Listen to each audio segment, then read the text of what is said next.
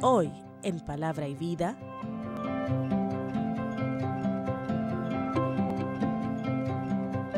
hemos hecho la introducción y ya en la clase pasada hemos hecho un primer versículo, una parte, pero volvemos a dar otra vez. Vamos a abrir el libro de Jonás. Ya hemos hecho una introducción del libro, pero ahora hemos dicho que ahí tiene dos partes.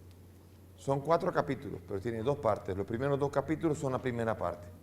Cuando dice Dios a Jonás, levántate y vete a Nínive. Y después capítulos 3 y 4 que comienzan también marcados por levántate y ve a Nínive. Después de que ya el pez lo vomitó sobre la tierra.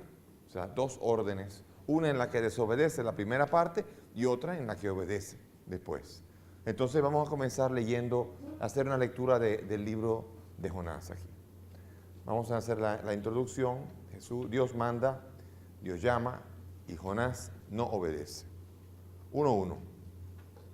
La palabra de Yahvé fue dirigida a Jonás, hijo de Amitai, en estos términos: levántate, vete a Nínive, la gran ciudad, y proclama contra ella que su maldad ha subido hasta mí.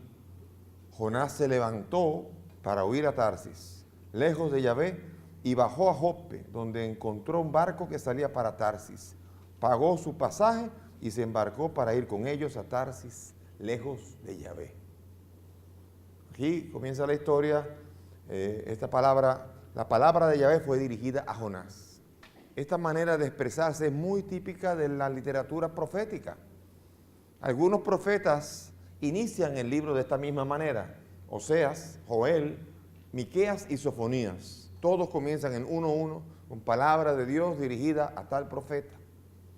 Y de una manera muy particular, en Primera de Reyes 17:2, Dios le va a dar instrucciones a Elías que son de esa misma manera. Levántate y ve, y después ve a Sarepta, una viuda. Pero todas las instrucciones que da Dios siempre a un profeta son o para ser protegido, para ser alimentado. Por ejemplo, Elías, que la viuda le iba a alimentar en el tiempo en que iba a haber sequía, o el profeta que mandaba a Israel o a Judá para poder predicar la conversión.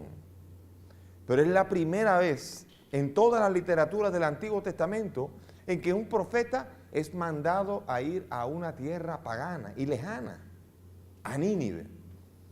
Allí es la primera vez que un profeta es mandado, aunque Elías fue mandado a Sarepta, pero en Sarepta no tenía una misión profética. Pero Jonás sí, Jonás le dice: levántate y vete a Nínive, la gran ciudad, y proclama contra ella que su maldad ha subido contra mí. Entonces, en la Biblia vemos nosotros que los profetas siempre obedecen. Es la primera vez que parece una caricatura. Para los judíos, si Dios habla, Dios es santo, Dios es terrible, y a nadie se le imagina que Dios diga una cosa y que el otro haga exactamente lo que va a hacer Jonás. Levántate, se levantó, vete a Nínive, se fue para Tarsis. O sea, parece una caricatura de un niño rebelde que usted le dice: vaya para allá, y el niño se va para el otro lado corriendo.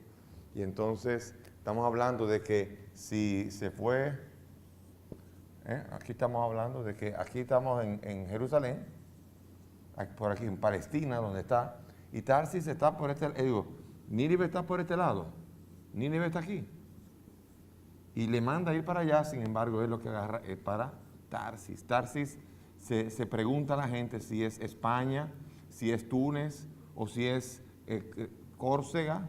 Hay algunas conjeturas, pero ciertamente y definitivamente la antípoda de lo que sería Nínive, para el lado contrario, como decimos nosotros, ¿no? Se cogió para el otro lado. Y entonces esto es chocante. Nínive es la ciudad de los malos recuerdos. Ya en la literatura de Israel, en la historia, Nínive pasaba a ser el prototipo de lo que es la ciudad malvada, el imperio asirio, imperio sanguinario, un imperio que inventó elementos para la guerra como el casco, como las botas de guerra, como los caballos, los carros con caballos de repuesto.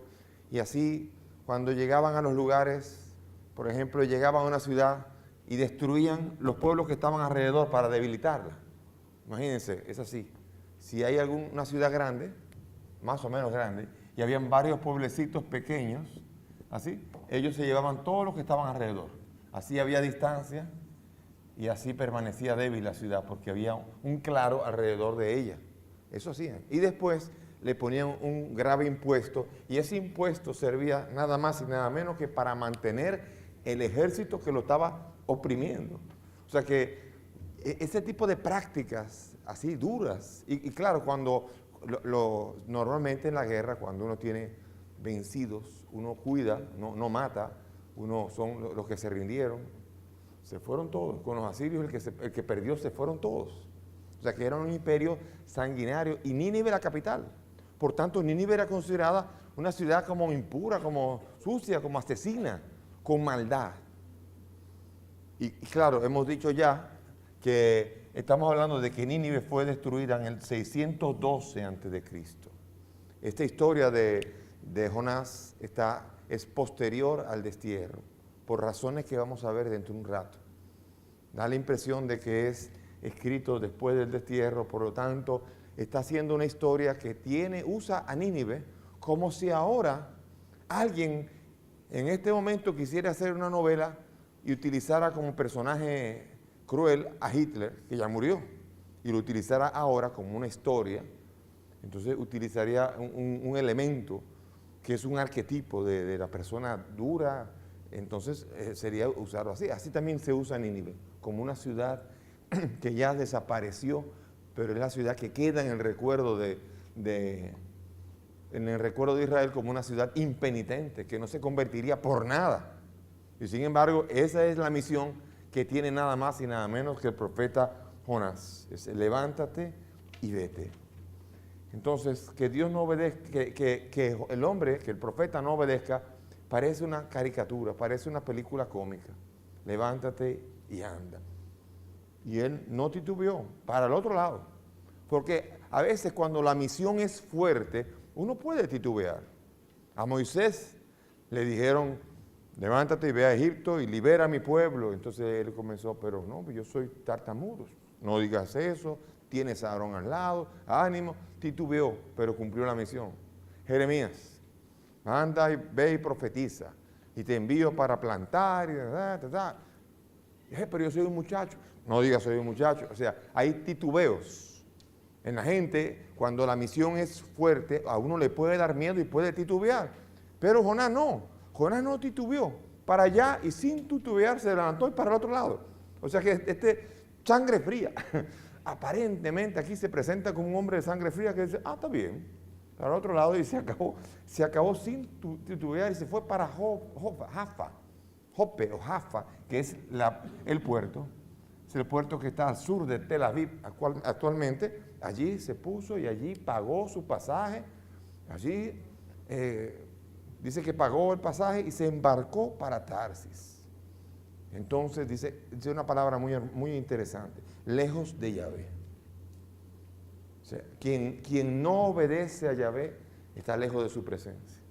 Ese era también el mismo esquema de Caín. Está lejos del rostro de Dios. Dios puede estar aquí enfrente, pero si usted está en desobediencia, usted está lejos de la presencia.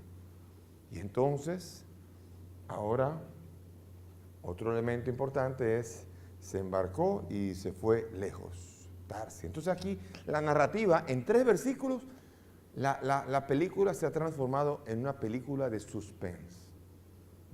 Comenzó de cero, en 3 versículos ya llegó el profeta, la palabra Jonás embarcó, huyendo de Yahvé, o sea que en poco tiempo la película ha comenzado y ya el profeta está montado en un barco huyéndole a Dios. O sea, la narrativa es intensa y por eso en el mundo hebreo la narrativa, la capacidad de hacer narrativa es muy fuerte porque los verbos son muy vivos. Y por eso es muy fácil hacer narrativa, historia, cuando se está haciendo desde el hebreo, como está escrito el libro del profeta Jonás. 3 versículos y hemos entrado en una novela de suspense. Y vamos ahora a seguir, los marineros van a tirar a Jonás y van a sacrificar para Dios. Vamos a iniciar ahora ya montados en el barco. Inmediatamente nos metimos en la segunda escena. montados en el barco, versículo 4. Pero Yahvé desencadenó un gran viento sobre el mar y hubo en el mar una borrasca tan violenta que el barco amenazaba romperse. Los marineros tuvieron miedo y se pusieron a invocar cada uno a su Dios. Luego echaron al mar la carga del barco para aligerarlo. Jonás, mientras tanto, había bajado al fondo del barco, se había acostado y dormía profundamente. O sea, es una historia llena de contrastes. Dios le dice y se va para otro lado. Hay una tormenta arriba y abajo Jonás como si fuera la plácida noche durmiendo. O sea, esos contrastes son curiosos en esta narración que van haciendo que uno, desde que lo lee ya y llega al 5.º versículo, dice, ¿qué es esto? Uno ya comienza a decir, ¿qué está pasando aquí? Aquí está pasando algo muy raro. Vamos a ver lo que es entonces. ¿Sabías que todas las instrucciones que daba Dios a los profetas eran para alimentarlos a ellos mismos o para enviarlos a su pueblo Israel para que les predicaran? Pero en el caso muy singular de Jonás, lo envió a predicar al extranjero.